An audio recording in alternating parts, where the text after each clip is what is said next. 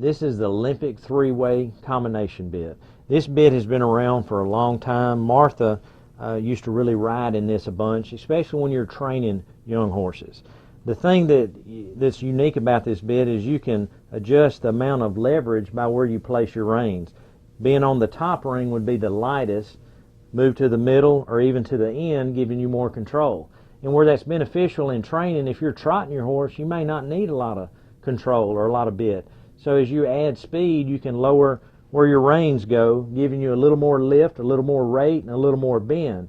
Just kind of depends on your horse. It also depends on your hands. If you're a heavy-handed person, then you might want to put the snap at the top. If you're lighter-handed, you have the option to go to the bottom. And it just exaggerates the function of this bit the lower you go on the reins. One thing on any of the combination bits that you need to do is shape that nose band. A lot of times they'll be stiff and it's not comfortable to your horse's nose. The bit will not hang in his mouth right. And so shape that up where it lays across his nose better. It doesn't even hurt to put a rubber band around that overnight. Take it off before you put it back on. Once you get that nose band really soft and broke in, everything fits on that horse's head better. It lays in his mouth good.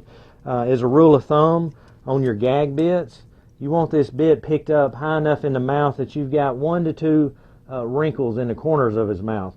I never want this bit to bottom out. In other words, when I pull on the shank, I don't want the bit to slide all the way to the top. That means my gag's really not working.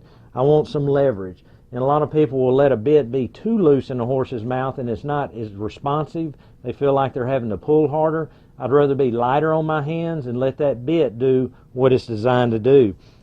On the curb chain, as a rule of thumb, a couple of fingers between the chin and the chain. And that varies from horse to horse. If I want more bend, I'll let the curb looser. If I want more stop or more rate, I'll take the curb up, making it tighter. Kind of depends on your horse and where you're at in that training.